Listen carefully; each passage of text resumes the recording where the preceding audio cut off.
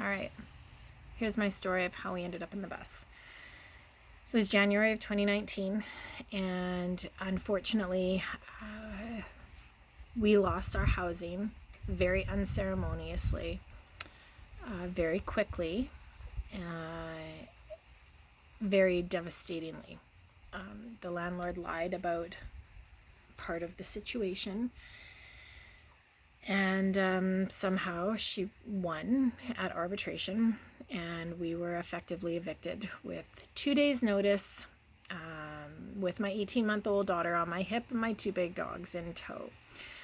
I'm a single mom on social assistance, and the town that I live in has grown exponentially, and there's just no room for people like me anymore, despite the fact that I am a strong member of the community. I'm on all sorts of volunteer committees. I'm a good person.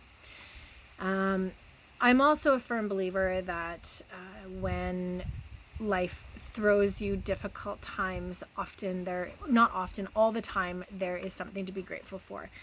And so once the realization came through that we were out of my sweet little home, the community rallied behind me, and a moving company, my girlfriend hired a moving company for me. They gave me a storage space for my stuff. They came and moved everything out in a timely fashion. My dear friend paid for it. Our Uncle Pete opened his home so that Ruth and I and the dogs had a place to go.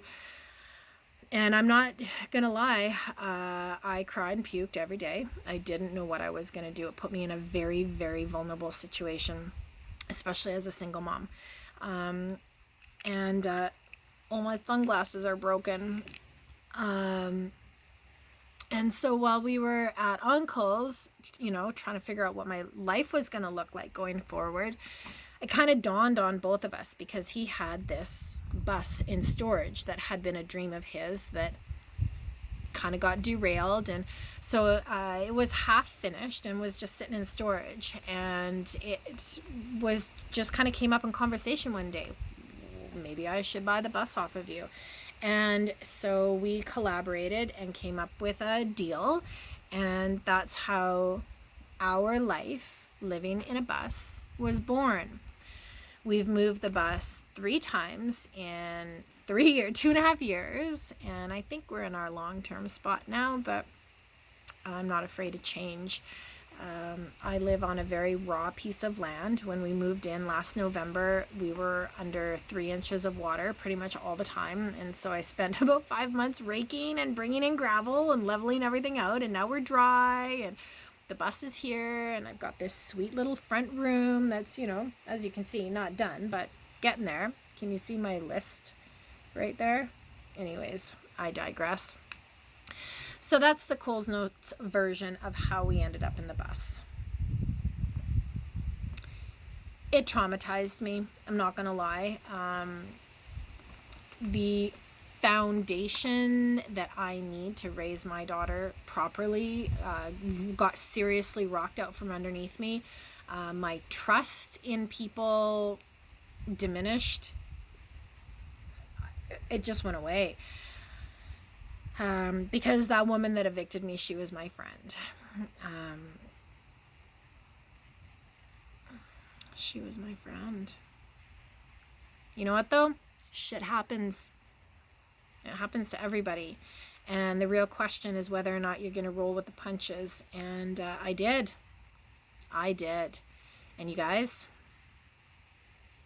I could not be more happy and more grateful for the life that we lead right now. It's not easy, but if it was easy, everybody would do it.